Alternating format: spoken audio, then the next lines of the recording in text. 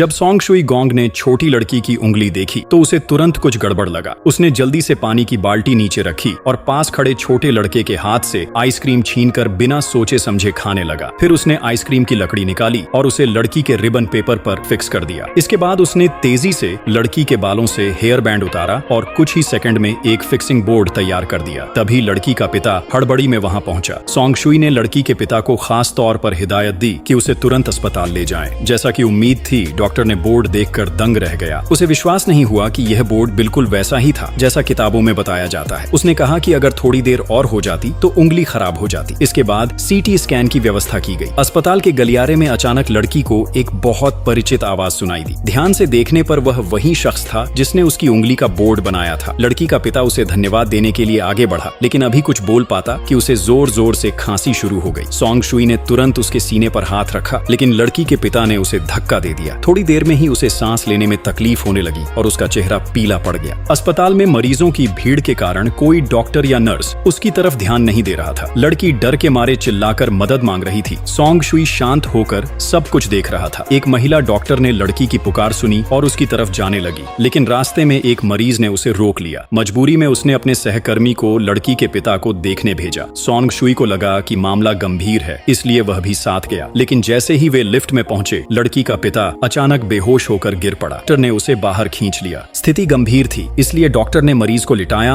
और तेजी से बचाव उपकरण लेने गया। सोंग शुई ने फिर से लड़की के पिता के सीने पर हाथ रखा। उसे ऐसा लगा जैसे वह देख सकता है कि दिल की धड़कन रुकने वाली है। डॉक्टर उपकरण लेकर पहुंचा और इंट्यूबेशन की तैयारी करने लगा, लेकिन सोंग शुई ने कहा कि अब बहुत देर हो चुकी है, मरीज का दिल रुक चुका है। डॉक्टरों ने उसकी बात को नजरअंदाज करते हुए बचाव कार्य जारी रखा। सोंग शुई ने उपकरण छीनकर बचाव रोक दिया। डॉक्टर ने दोबारा जांच की तो स्थिति की गंभीरता समझ आई। तुरंत सीपीआर शुरू किया गया। नर्स डिफाइब्रिलेटर ले आई और सोंग शुई भी डॉक्टरों के साथ बचाव में शामिल हो गया। पूरी कोशिश के बाद आखिरकार दिल की धड़कन वापस आई, लेकिन अब तुरंत ऑपरेशन करना जरूरी था। ऑपरेशन थिएटर तैयार था, लेकिन मुख्य सर्जन कहीं नहीं मिला। अस्पताल के सभी सर्जन अन्य मरीजों को बचा रहे थे। एक नर्स ने चिंता जताते हुए कहा कि अगर अब और देर हुई तो मरीज को बचाना मुश्किल होगा। लड़की एक तरफ खड़ी थी, उसकी आंखों से आंसू बह रहे थे। उसे यकीन था कि यह सोंग शुई ही उसके पिता को बचा सकता है। उसने मदद के लिए उसकी तरफ देखा। उसकी आंखें विनती से भरी थीं, लेकिन सोंग शुई के पास डॉक्टरी लाइसेंस नहीं था और अगर उसने ऑपरेशन किया तो उसका भविष्य खतरे में पड़ सकता था। वह एक पल के लिए हिचकिचाया, फिर जाने के लिए मुड़ा। तभी लड़की ने उसका हाथ पकड़ा और चुपके से उसके हाथ में एक सिक्का रख दिया। उसकी आंसुओं से भरी आंखों को देखकर सोंग शुई ने फैसला किया कि चाहे जो भी हो, वह पूरी कोशिश करके उसके पिता को बचाएगा।